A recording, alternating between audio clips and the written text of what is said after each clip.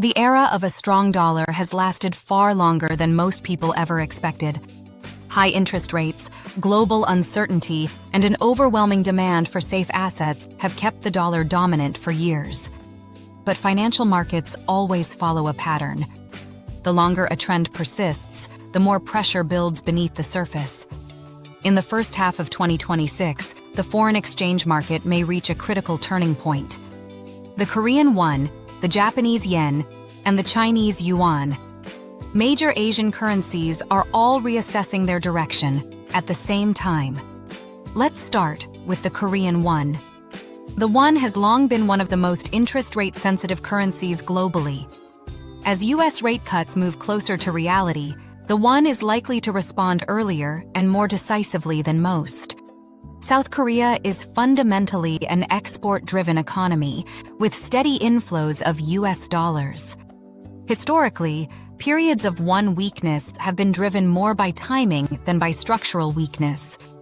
As the interest rate gap begins to narrow, the case for prolonged won depreciation starts to weaken as well.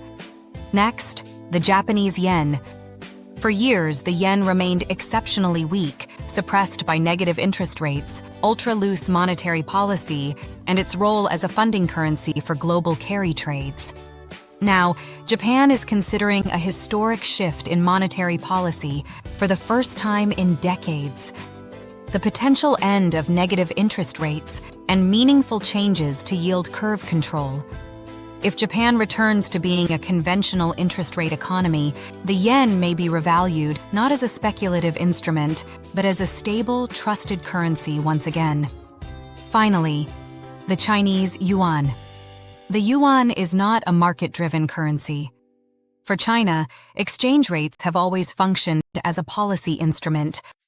While authorities tolerated a weaker yuan in the past, they are increasingly aware of the limits of that strategy.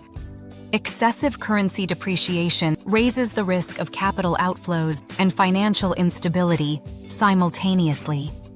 Looking ahead, China's currency strategy is shifting away from weakness and toward managed stability. In summary, the Korean won responds to interest rates. The Japanese yen responds to policy normalization. The Chinese yuan reflects control and stability. They all face the same dollar, but for very different reasons.